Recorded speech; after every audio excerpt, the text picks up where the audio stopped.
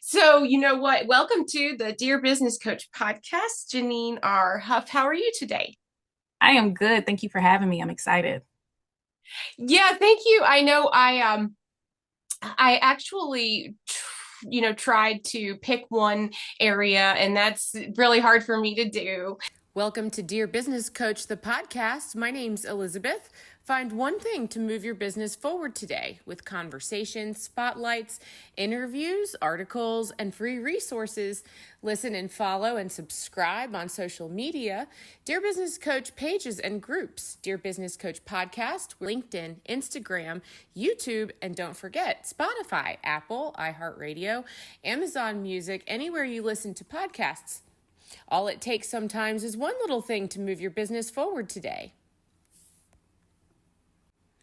But you're the best person to help me with what it is that I am trying to figure out about your expertise and like what are the best questions to glean. What are the best questions to get to here with you to maximize my time with your background. And basically, I could read your titles, but I also have some notes from my assistant here. So I want to see what you think about this.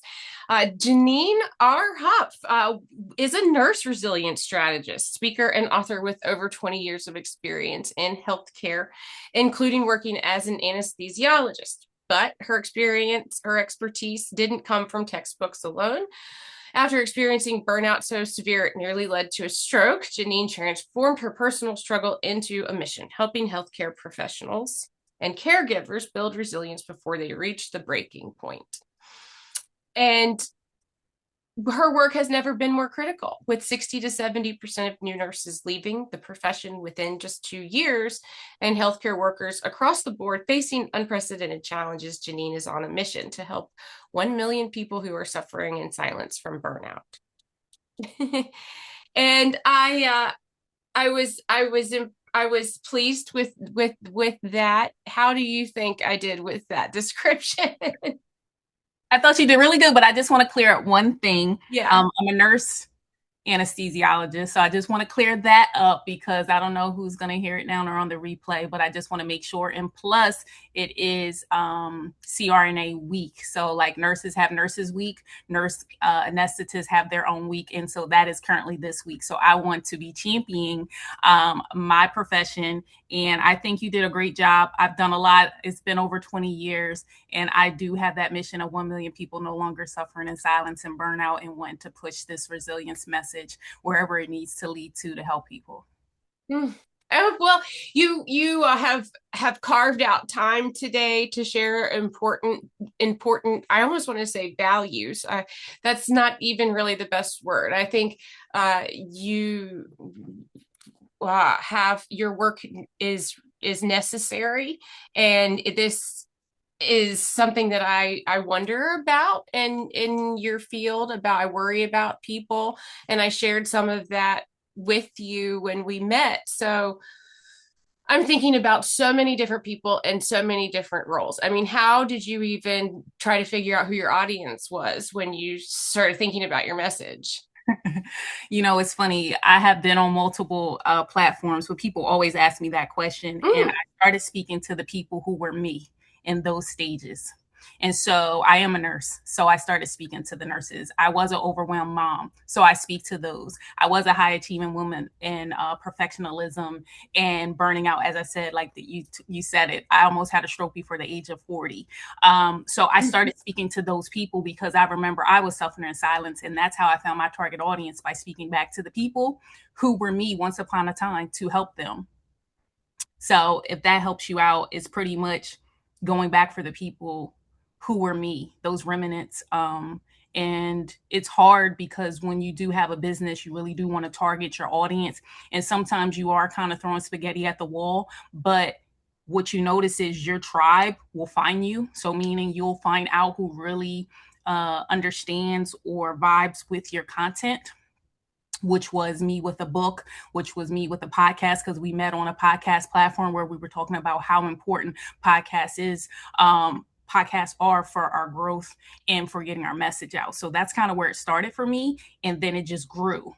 and then it niches down as you go because you start to learn more about your audience because you ask questions like, what do you do for a living, or what? And so then I just started to understand more about my community, and I started to serve them more because I understood their issues and filling in the gaps. So am I understanding this right, that podcasting helped you think to yourself, this is how I can get my message to as many people as possible? Yes, as we said on that same platform that me and you shared, it was that visibility is very important, but you have to lean into what works for you. And so for me, I know one of my gifts is my voice. And I knew that podcasting was a way for me to do it where it didn't feel hard. And I also knew at some point, especially when you do have podcasts, it is a very what's the word that I'm looking for? It is when the person has to be very intentional to find you. It doesn't just float to them. They have to go look for your podcast. They have to turn on play. They share it. So it shows that you're creating value, because I'm leaning back to you saying that I'm bringing value, but it's like the values that you bring, people are very intentional to come to that space. So it's very important to cultivate that space for them. So yes, podcast for me was my angle, and I call myself a woman in media. So like having a book and other things. So it can start at a podcast, but it can grow into so many other things.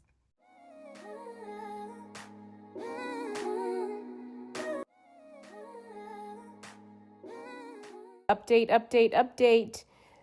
Now you can get 10 free email issues when you sign up for email at dearbusinesscoachpodcast.com. Discount codes and access to the VIP page, dearbusinesscoachpodcast.com. I appreciate that vision and that viewpoint and so much, because I guess what I want to say is I appreciate how much you appreciate that, because I come from a background, I guess, a little bit that's metric based. And so people who are metric, like in sales and marketing and things, and people think about podcasting in terms of, I'm not here to ask you about podcasting, but I can't help but say what your vision is doing. What you just said is, this is a way for me to reach people. And you said cultivate that space for them, for your tribe to find you. And it's exactly it's exactly the opposite as from somebody who wants to test your sales performance, who says, now wait a minute, how many downloads did you get, how many subscribers did you get? And I know that those numbers really only represent a fraction of the people who actually see you or come across you. And so folks who actually use this medium for education and pleasure, I feel very strongly about, there's a whole lot of people that you don't know are listening to you. So you actually are only really aware of a little tiny bit of people that actually come across you. So I find that really refreshing and powerful, that you inherently, you with almost without, that is fact for yourself. And so you found a place there for yourself to find expression without doubt. You're reaching people. And I wonder if you have also always been that optimistic. It's true, but it's also an optimistic point of view. Have you always known this about reaching people? So once again, with me being a nurse for over 25 years, I'm so used to reaching people one-on-one, taking care of you one-on-one. And so I learned that when you can find a more compassionate or intimate type setting, the podcast became that, because a lot of my listeners are caregivers. They're lawyers, there's doctors, there's therapists. Like, they don't have that space to let down because they're always so used to HIPAA. Like, we say we're fine, but we're not fine. And so just to clear up, when you talk about sales and metrics, I didn't start out with that in mind. Remember, podcast is like a blue ocean strategy. It's the long game. And so when it comes to sales, I brought in thousands of dollars. I've sold multiple books where hundreds of books sold. Like, you can grow your email list from your podcast.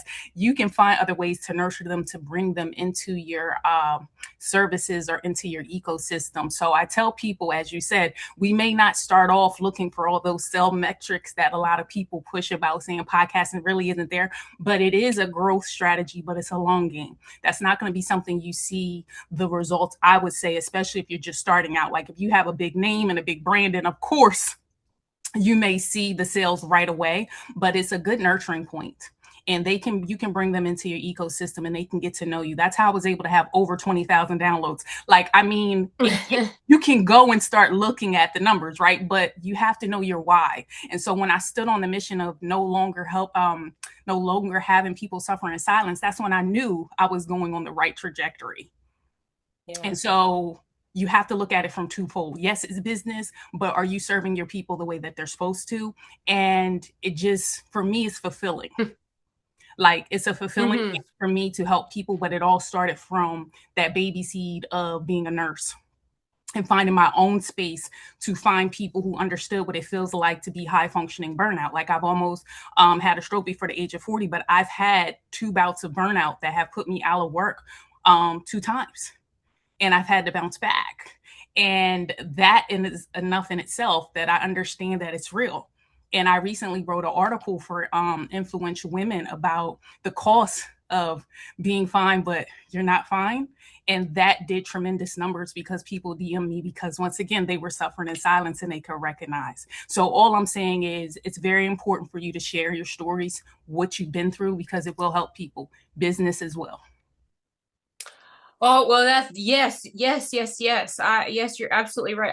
I know that there's some very fascinating statistics that I can't help but bring up. We've already mentioned one of them, about 60 to 70% of folks in the industry burning out in the first 2 years. And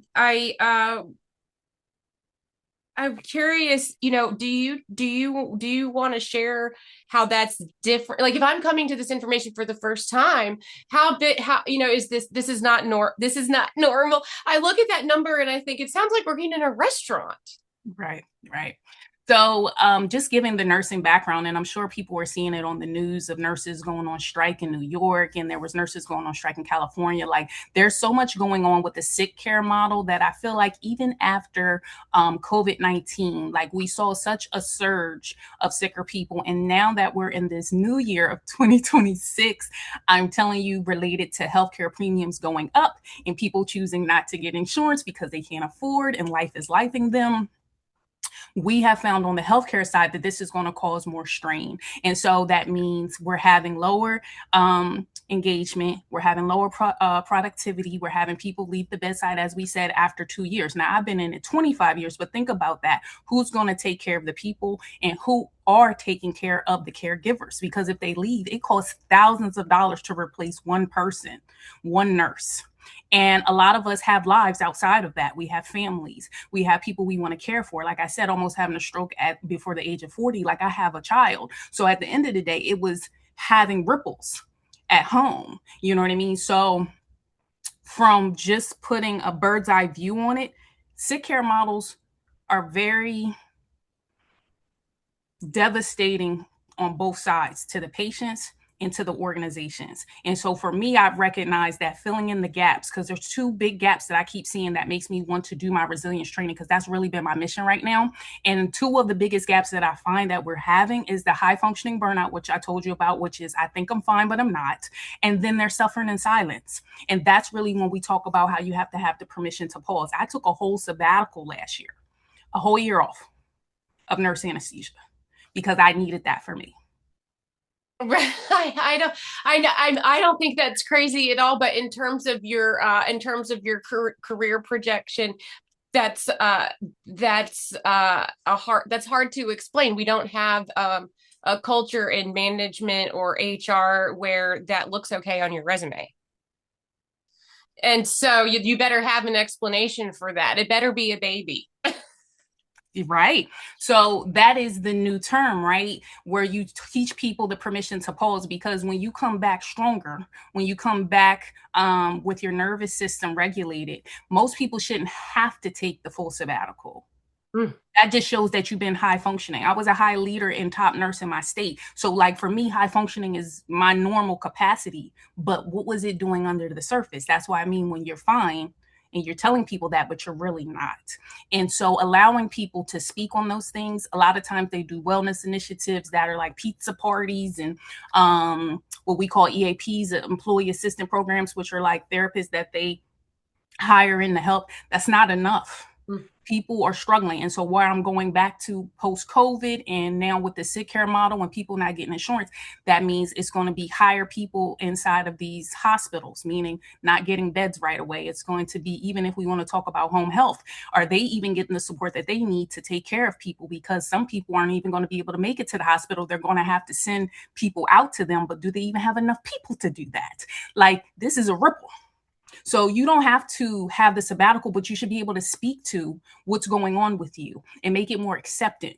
And most of the time, as a nurse leader myself, is speaking on being the domino and saying, the permission to pause, to me, because that's one of my trademark methods, the permission to pause, is stepping in and leading that, showing that it's okay to do that, having healthy boundaries, showing organizations that if you want your top talent to stay, we have to look at the return on investment. If we do preventative care, it's a system model, not an individual model. And I bridge the gap by doing so.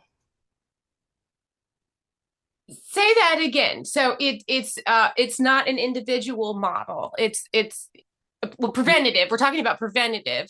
Is that, did I hear that correctly? Yes, you did. If we're more on prevention and getting to a problem before it happens, then you don't have the people leaving after 2 years. You have to look at why are they leaving after 2 years. And believe Mm-hmm. me, they're probably going to leave quicker than that now, because they're going to be burdened by sicker patients because they're not getting health insurance. So they're not going for their preventative care. They don't even have the insurance to do so. So that means they're coming when they're super sick. Mm-hmm. Now And so I agree with you, and I think that I have been privileged that I've had parents that value things like dental care and just some basic things. I know that's not always the case. A lot of times, something like that is considered a luxury. mhm. Um, yeah, so and I say that just for because I can't help but say that it's, I just, from watching people in my family and personal friendships, um and I think that I do see, I mean, I agree with the preventative model for sure. And yet I can definitely see there are folks that maybe I just will never care about that. And maybe that's not, I can't address all of that right this second. However, what I'm challenging you to help me with is when when you say, well, we're just going to have folks that end up in this emergency room or at the doctor's office when they are really sick, and that is where we really have a problem that we don't want to get to. Why couldn't we just, when I say we, why wouldn't a hospital, for example, hire, just more people? Like, why is it that more staff can't just be put in place if so many people are interested in that kind of line of work, or if that kind of line of work is is a trainable line of work? It seems like that's what Could be best, right? that's what somebody who I probably would not be friends with would want to do. And how do I think about, what is that person thinking when they think just put more people in place? Because of course that never happens. Of course that never happens. So that's the funny thing, right? If they're leaving after 2 years, they just went through at least 2 to 4 years of training. Now, this is just talking about RN level. I'm an advanced practice nurse, so I have almost 8 years of training prior to me being done over 12 years doing it. So think about that. If they aren't staying after 2 years, So it's a retention issue. So if people are coming, it doesn't matter. Why aren't they staying? So Mm, you can hire more. Okay. But now what I'm saying is now your patient load's getting ready to go up and they're sicker, which means they might require more critical care, more advanced care, more stuff at home, right? Home health care is a whole thing. There's a whole thing when you start talking about geriatric care, which are elderly care, and they have needs. You know what I mean? And if they're sicker with diabetes and cardiac problems or whatever have you that are missed over time because they financially don't have it. So I'm speaking to the people with the sick care model who financially might not be able to do it. You know what I mean? And when you don't have the finances to do so, I'm privileged to have it, but I know people after taking care of patients that don't have it. And it feels disheartened because now you have increased patients that are sicker, don't have the money, but if the staff is not coming up with it, the overload of who is staying, there's burnout. Very right. simple. So it's not even always about pushing people through. People don't even want to become a nurse. They like hell with this. I'm going to be at home. So if you can't even have people come through and you don't even have the people who are there want to stay, or the people who are staying are burning out, so they're being sent home, right? Because they got their own health problems. Now they fall into the sick care. Like, we have to do a bridge. We have to figure out why and fill in the gaps there. And a lot of times it's not teaching them how to take care of their own selves. It is really, truly, as blanket statement as they say on the air flights, right? When you're flying, put on your oxygen mask before you put on somebody else. But a lot of times we went into the profession because we want to care for people. So I think it goes back, and I think you hit really big on this, is about even in nursing school. We are taught about sick care, give, give, give, give, give. This is how you take care of the patients, but they never teach us how to take care of us. Mm. And a lot of times that same mantra, that same mental is what you do in your personal life. You are a whole human being. It is just a profession, it's just a job. And when you ask about why wouldn't hospitals just hire more, it costs over 60,000 just for one. So it's a business. Hospitals are businesses too. So they need to cut costs. They got budgets. They have different units that do different things, meaning so it sounds easy, but we need bodies. We need willing and able bodies, and we want those bodies to stay, especially if they're top talent. Because if it's you or your loved one, you want top talent taking care of you. And I somebody think it's you would think that you would think that top require wanting to retain top talent is the goal. And I think you poignantly wanted to highlight for me that when I was asking you about this, you said, well, okay, even if you have enough entry level folks, so we got to retain some people that are going to be the specialists alone.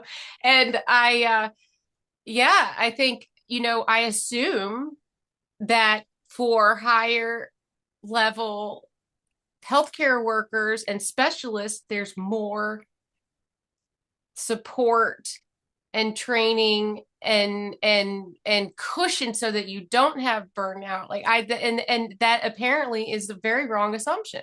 Yeah, no, no, no. And the reality is, if we don't have enough staff to go around, then it affects patient safety because now Mm. you have to take on more. And if you're sicker, meaning the patients are sicker, that requires more in-depth skills or specialized skills. I'm trying to simplify this for this type of podcast. Like, it requires your experience or expertise to be a little bit more advanced. And you need the more experience to be training those newcomers, because it's how you get experience or expertise is by being paired with someone who has more, right? Or now you're going to have the blind leading the blind. But if Mm. they're not even staying after 2 years, this is them coming in. Well, they'll never get to expertise. It's just blind, blind, blind. Like, so over time, that becomes an issue, but you still have the OGs that are hanging in, but a lot of them are retirement age. And then you have people with me where I fall in between. I'm not a newbie, but I'm not at retirement, but I've been around a long time. And you want to do other things. You don't want to work as hard. And you do want to be able to take care of yourself and be there for your family. Because one thing I had to learn after being out with my burnout is that, like, my family needs me, and I can't be bringing that stress home. blood pressure through the roof. Like, it was crazy. Like, you take on, like, when you're around a lot of patients, especially for the type of profession, like, meaning specialty that I chose, I'm around a lot of people who are stressed and going through a lot of sadness. It is very hard not to be empathetic and take on their energy and not really take it on. Like, it's hard to not do that. That's what makes you compassionate. That's what makes you want to care for them in a way to help them get better. I'm talking about people who have cancer, people who have other things, right? When I was doing advanced pediatrics, I'm taking care of people who are in the 1 in 1,000,000th percentile. And so, like, that's stress. That's stress. Yes. And it's internal stress. And you be trying to bridge that, but the resilience. So prevention to me is very key in helping organizations to see that if we keep the newbies coming in and we keep the top talent, your return on investment, you don't have to keep paying new thousands of dollars because you have people who are staying and want to be there and they serve your patients in a better way. And that's why I said you can look on New York right now, but you got nurses striking left and right. It's a lot of strikes out right now. Let's make sure that I get you to tell me where can I buy your latest book? Definitely. So my book is on Amazon. It is called I Choose Me, The Intentional Guide to Never Lose Yourself Again. We are global, hundreds of copies sold and over 35 5-star book reviews. It is pretty much a tool. Some people think it's just a read through about my life. It's not. It is more set there as a guide, and it takes you through, as I say, the stages of a butterfly, because that's my logo. And so what that does is tells you what it is the cocoon work. So that would be suffering in silence. That would be the high burnout. Then we go into the cocoon where we're doing the resilience work. And then you come out as a butterfly, which would mean you then now put it into everyday life. So that is for the individual. And then I do the resilience trainings inside of speaking engagements. You see me on other things. And so that's where I really go out into the community and serve at a deeper level. I'm glad that you said, yeah, your book is a tool and your story, and that's worth noting, because I do sometimes, think about, I love reading stories about you, that what your life is so different from mine, and we see eye to eye on a few things conceptually.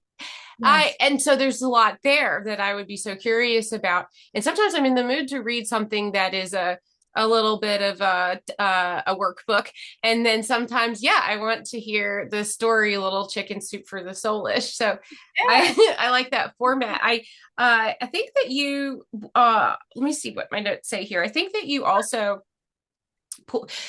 said something that I wanted to recap really quick with you, is that if you want to, you have to take care of yourself first. We hear that. I've heard that so many different times. And the first, I mean, I personally find myself getting, my cycles of patience and burnout are shorter and shorter and shorter. Like, I have to take a little meditation nap before Yep. meetings, and then sometimes after meetings, and my calendar is changing. I was thinking about this before talking to you, is that when I used to look at the calendar and think, okay, good, I can sort of visualize how many meetings I have today and where I need to, like, balance my energy. I think I need to start putting in different kinds of breaks. Like, I have to put on the calendar when I'm supposed to eat. And it's not that I forget, it's that I forget that how much time that takes. And it just really, really, really stresses me out when I feel like I need more than the rest of the world. Like, why does this seem to me like I'm asking too much? Why in the world would I need to put on my calendar that I need a lunch break? Isn't that really self-centered? No, it's called I Choose Me. It's funny because the name of the book came from my clients. They put the subheading. I said, what should we name it? It's The Intentional Guide to Never Lose Yourself Again.